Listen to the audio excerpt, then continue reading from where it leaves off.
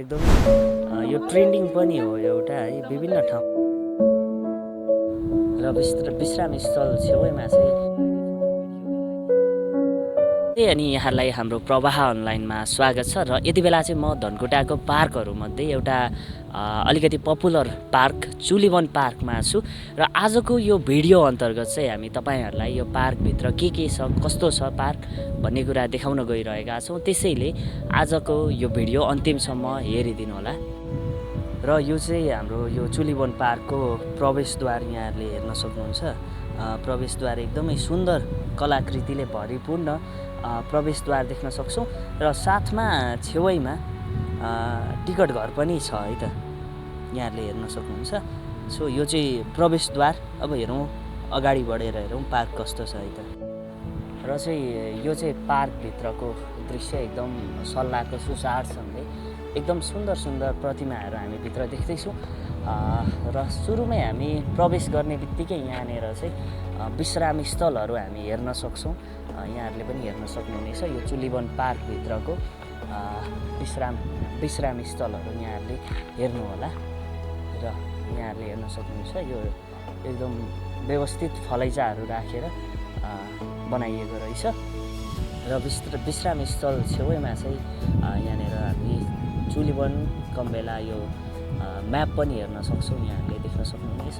So यतापट्टि यो कित्लीमा पानी भरिरहेको दृश्य है यहाँहरूले हेर्न सक्नुहुनेछ, हेर्नुहोला। कृपया यो भिडियो चाहिँ अन्तिमसम्म हेरेर जस्तो लाग्छ त्यस्तै प्रतिक्रिया दिनुहोला है त।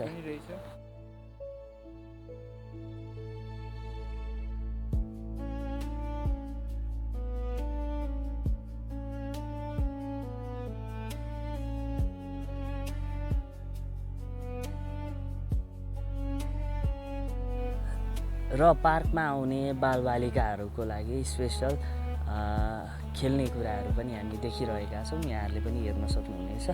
यस्तो छ है त। र यात्रा अगाडि बढ्दै गर्दा यतातिर पनि फन पार्क हामी देख्न सक्छौँ है।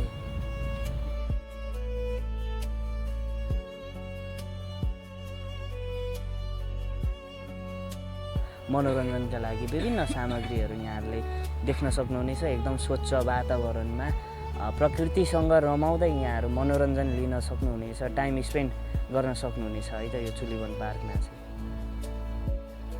र पार्कभित्र एकदम यहाँनिर खाजा घरहरू पनि हामी देखिरहेका छौँ।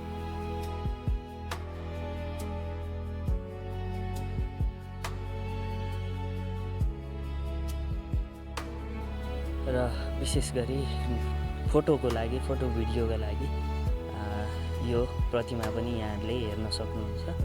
एकदम सुन्दर प्रतिमा छ।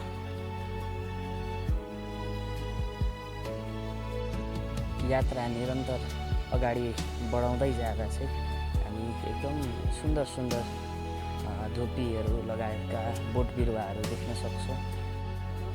र निरन्तर अगाडि बढिराख्दाखेरि चाहिँ हामीले यो आई लभ चुलीवन लेखिएको यो एकदमै यो ट्रेन्डिङ पनि हो एउटा है। विभिन्न ठाउँहरूमा पनि यस्तो खालको नामहरू लेखिएको हामी दृश्यहरू देख्न सक्छौँ। यहाँ पनि रहेछ है।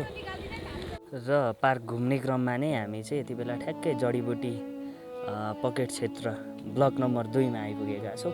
र यो ठाउँको दृश्य अगाडि हामी एउटा प्रतिमा पनि देखिरहेका छौँ है। र पर्यटकहरूको यति बेला घुइँचो पनि यहाँ हेर्न सक्छौँ।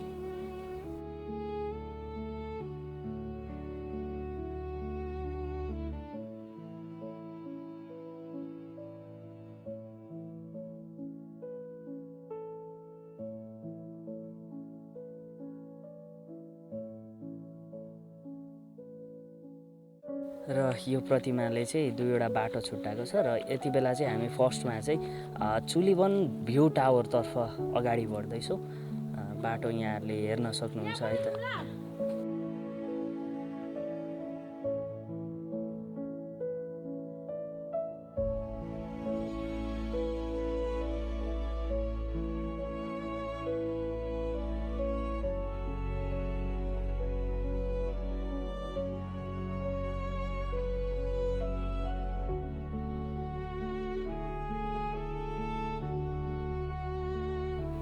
र र यो भ्यू टावर जाने बाटोमा चाहिँ विभिन्न एकदम टाढा पनि रहेछ तलबाट, अनि विभिन्न विश्राम स्थलसँगै यहाँ अगाडि हामी प्रतिमाहरू पनि देख्न सक्छौँ है त।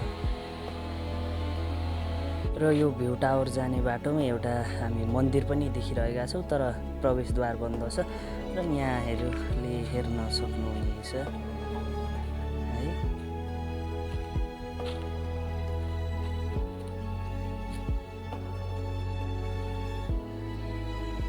र अहिले चाहिँ हामी ठ्याक्कै यो चुलीवनमा रहेको भ्यू टावर आइपुगेका छौँ र यात्रा एकदम लामो थियो, एकदम थकान लागिरहेछ है।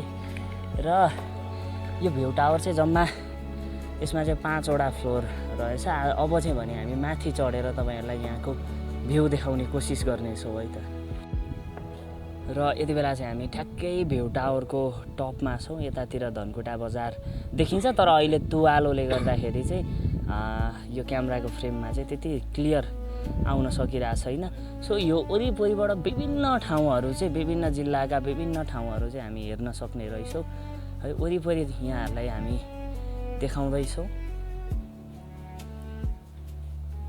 साथमा यहाँबाट चाहिँ तमोर नदीहरू पनि देख्न सकिने रहेछ। तुवालोको कारण चाहिँ हामी देख्न अलिकति क्यामेरामा देखाउन चाहिँ अलिकति असम्भव भइरहेको छ, तर आँखाले हेर्दा चाहिँ देखिरहेछ। मुनि मुनि गाउँहरू पनि हामी हेर्न सक्छौँ।